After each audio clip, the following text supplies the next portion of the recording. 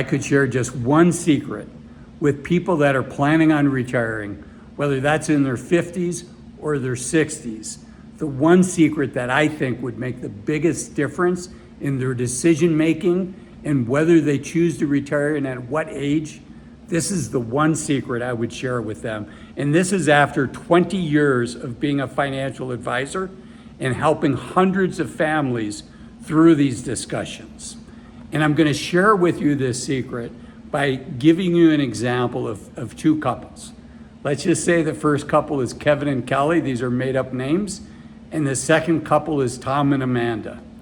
And they go to the same financial advisor. And they have the same work done. They both are the same age. They're both 55. Both couples are 55. I'm just making this super easy. And Tom and Amanda come back and say, you know what? We're not ready to retire yet. We don't have enough money. And Kevin and Kelly come back and they're excited after the meeting. And they're, woohoo! We have enough to retire. We can retire at 55. We can take advantage of the youth of our senior years. We can do all of these things that we've always wanted to do. And remember, the same work, the same plan, the same analysis was done for both of them. So what's the difference between these two groups? Well, let's talk first about Tom and Amanda. And one of the main tools that a financial advisor has to help their clients understand whether they have enough money to retire is a tool called the Monte Carlo simulation. And let's just say, the question we all want to know is, I've saved this amount of money and can I spend a certain amount of money and not have to worry about running out of money before I die, right? I mean, that's the main question we all have. And it requires some clarity. It requires clarity on what you want to spend, and a lot of people don't have that clarity. So this isn't the secret, but if you don't have the clarity on what you want to spend in retirement, that's kind of job number one.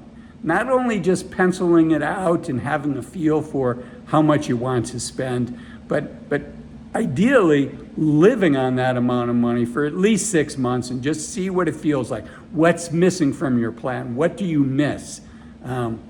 So first you have to know how much you want to spend before any financial advisor can tell you whether you run out of money, right? In this example, both Tom and Amanda and Kelly and Kevin have the same amount of money, $750,000.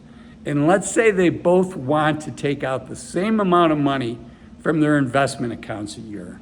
Let's say, just for easy math, let's say it's $30,000 a year. So Tom and Amanda went, and let's say they told their financial advisor, I want to spend $30,000 a year. And they came back thinking, we're 55 now, we'll look at it again when we're 60, but there's no way we can retire now.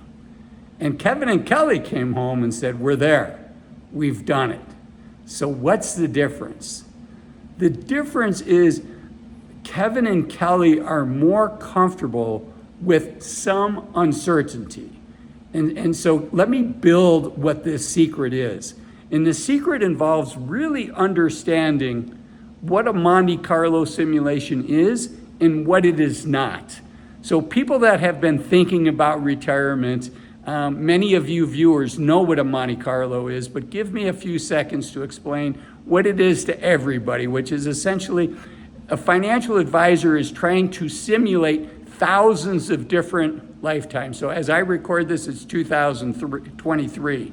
So if on a 30-year plan for people that are retiring this year, I'm coming up with different forecasts on what the market could do. I don't have a crystal ball on what the market could do over the coming 30 years, so 2023 to 2053, right? And where do we get this data?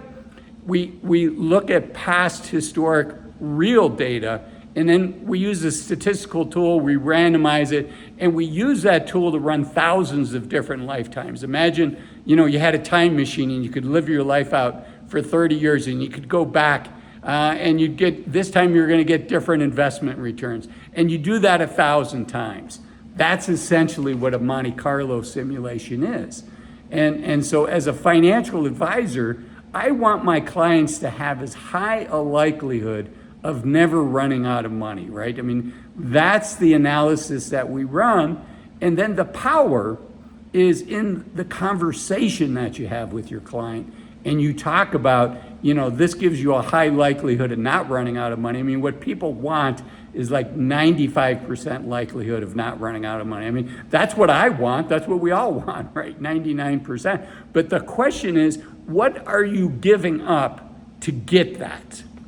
And so if Tom and Amanda probably looked at their analysis and said, well, shoot, we have a 20% likelihood of running out of money on that scenario. Now, in my case, I had them spending 4%, which is $30,000. But let's up the stakes a little bit, right? I mean, Susie Orman would say 4% is too aggressive, and Dave Ramsey would say, boy, 4% is not enough. The stock market averages, this is Dave Ramsey, this isn't Azul talking. The stock market, Dave Ramsey would say, stock market averages 12%, take out 8% and you're fine. Well, as a financial advisor, the closer you get to that 8% number a year, the more nervous I'm getting. The further away from 4% my clients use, the more risk that they're taking, and it's their life and it's their decision. But going back to Tom and Amanda, they probably, let's say instead of 4%, because a 4% rule would say that money would last 30 years. But at 60,000, it might not. If they were taking out 45,000 a year, it might say, you have some likelihood of running out of money. So one of the things I want you to look at, remember there's 1,000 lives or 10,000 lives. So we're getting close to the secret here. And it makes all the difference. Well, don't just look that you have a 10% likelihood of running out of money or a 20%, right? The inverse of that is you have an 80% likelihood of not running out of money, and our lives are not static. So let's jump into the secret, finally. The secret here is not only do you look at, the percent likelihood of running out of money, in this example it's 20%, but I also want you to look at what the median is. So let's say there's 1,000 cases run, oftentimes there's 10,000, but just for easy conversation, let's say there were 1,000 run. So look at what were the best 500 cases. And if you have $750,000, and I ran it, I will leave a link to a free online Monte Carlo simulation, so you can run this for yourself as well. But if you're planning on taking 6% out, if you're 50% essentially in the S&P 500, 50% in intermediate treasuries, which is what Bill Bengen, the father of the 4% rule, based all of his studies on. If you do that, you have a very high likelihood of not running out of money at the 6%, which in my example was taking $45,000 out a year, right? But here's the secret. Look at what do the top half. So if you're running 1,000 analysis, what are the 501 to 1,000 best outcomes? And you know what you're going to see? The 501, which is the worst of the best half, right? The 999 and the 1,000 is the best. But of the top half, the 501 is the lowest.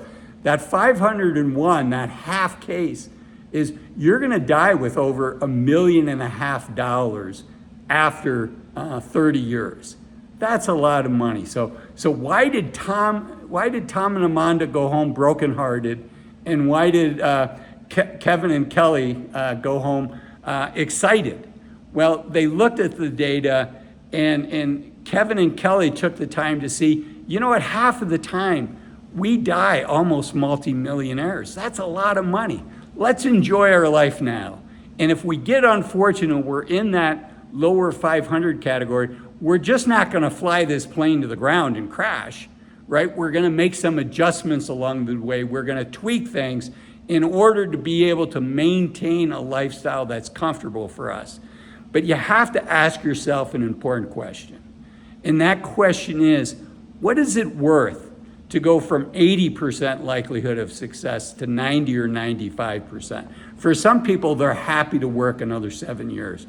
But if you've got big dreams, if you would look back on your life and say, I didn't accomplish these dreams when I was in my 50s, and I could have, if you're gonna look back and regret that, I really encourage you to take this broader, more holistic view of the Monte Carlo simulation. And I also encourage you to take a look at this video here where I talk about the 8 things to stop doing now in order to enjoy life more. And it's particularly important for people in their mid-50s and 60s. The things to stop doing to enjoy life more, and they involve around, maybe thinking about stop saving additional money. So they're not things that you'd expect to hear from your financial advisor. You're gonna like that video. I hope you watch it. Thanks for watching this one. Bye-bye.